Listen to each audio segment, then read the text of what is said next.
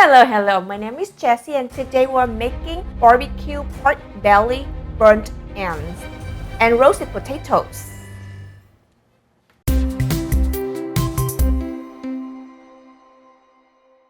For the barbecue burnt ends, you would need a 1/4 teaspoon of red pepper flakes, optional, a 1/4 of a cup of pineapple juice, 1 tablespoon of barbecue seasoning, a cup of barbecue sauce, 1 pound of skinless pork belly. For the roasted potatoes, you would need a 1/4 of a teaspoon of smoked garlic, a 1/4 of a teaspoon of salt, and a 1/4 of a teaspoon of pepper, a tablespoon of garlic oil, 1 pound of fingerling potatoes, scrubbed and cleaned well. First, we're gonna prep the pork belly. This is 1 pound of pork belly with no skin, and we're gonna cube it so it would look like burnt ends that you would get from barbecue.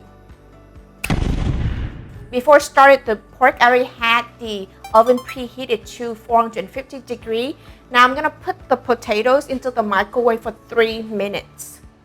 Let's marinate the meat. 1 tablespoon of barbecue seasoning, a 1/4 of a cup of pineapple juice, a 1/4 of the teaspoon of pepper flakes. I got this wood-fired garlic smoked flavor, and I wanted to use it for the barbecue to add that smoky flavor, but if you don't have this, you can use garlic powder. I'm just gonna use a pinch of it. Alright, now we're gonna mix them all together. A 1/4 cup of barbecue sauce. Mix it well together. Now we're gonna put this in a pressure cook. Today I'm using the Instant Pot just to speed up the process instead of having it smoked for hours and hours in the oven. We're gonna add about a cup of water in the pot to help it bring up to pressure. And then we add our pork belly in. Close it. We're gonna pressure cook it for 10 minutes on high pressure. And start. While the pressure cooker is doing its thing, we're gonna start on our potatoes.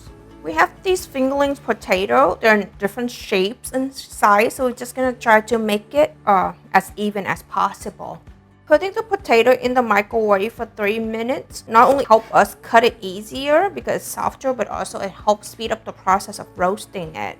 And my goal is by the time the pork belly is done in the pressure cooker, the potato would be done as well. That's why I have the oven preheated at 450 because I want these to be crispy.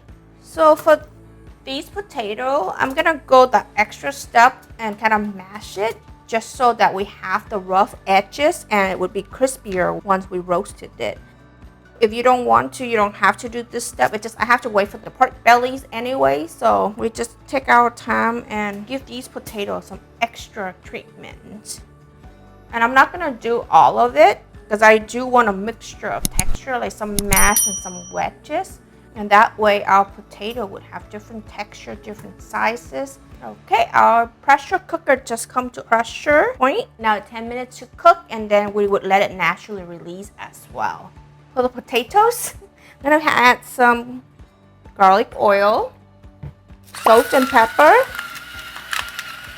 and the wood-fired garlic smoked seasoning. Just a hint of it. Mix it all together. It looks a tiny bit dry, so I'm gonna add a little bit more oil to it. I'm using my garlic oil because I have it on hand. If you don't, just use regular oil and add a little bit more garlic powder. Okay, I'm just gonna mix it one more time to make sure it's all coated evenly. And now I'm gonna spread it evenly on one single layer, and this is how you get it roasted evenly. One single layer. Try not to have them touch each other. And we're gonna throw this in the 450 degree oven for 20 minutes, and we would flip it halfway through. So at 10 minutes mark, I'm gonna flip it. While I was prepping the potatoes, the pressure cooker has come up to pressure and have cooked for 4 minutes. There's 6 minutes left. And then after that, we would let it naturally release. Wow, look at this. After 10 minutes only. Now we're gonna flip it.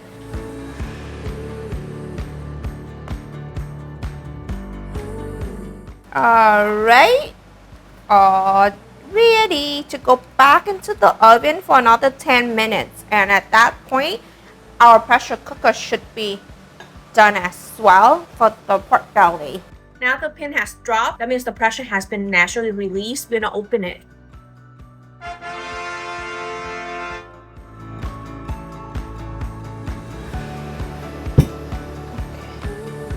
Alright, so that is done. Wow, look at how tender it is. Alexa, stop.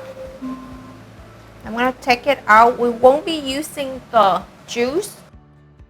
So I'm just gonna take out all the burnt ends into this little thing so I can add barbecue sauce into it. Now we're gonna add 1/4 cup of barbecue sauce into these burnt ends that we just cooked. So I'm just gonna mix it up. 10 minutes is up for the potato. Let's take that out as well, and I'll show you guys what I'm gonna do. Look at these, guys. Oh my goodness. Look how all blistered up. Oh, my mouth is watering. Okay, let's hit it with some salt and pepper while it's still hot. Alright. It's not French fries, but it's a very crispy wedge potato. Because I'm not making French fries. I want that really rustic roasted potato. Alright, so in the same roasting pan, I'm gonna add in the pork belly so I can roast it up. The oven is still at 450 from the potato. So I'm gonna spread it out. The reason why I'm just doing it right smack in the middle because I'm gonna put this right under the broiler so I can really get those burned edges. Just gonna brush some barbecue sauce on this directly just to give it more caramelization so it can burn easier.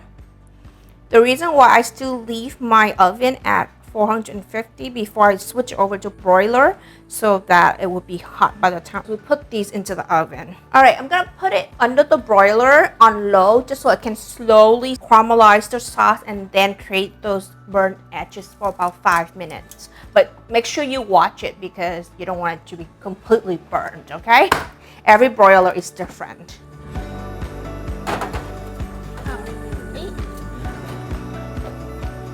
I'm gonna put it on low. Remember all the juice from the pork belly that we cooked in the pressure cooker? We do not want to throw that away, so I'm gonna make some flavored barbecue sauce. This is just a store-bought barbecue sauce, but by adding this and reduce it down, it will give you more flavors. That was 1/2 cup. This is another 1/2 cup. Oh, it's still hot. You could strain this if you want, but I'm not going to because I don't mind the texture and Calvin loves the texture. Okay, so I'm gonna put it on the stove over a low heat just to reduce down to half, and then we would be ready while waiting for the meat. I'm gonna put some aioli sauce on this to dip the potato with. Alright, so we have one dish done. Wow, look at that. Now we're gonna plate this.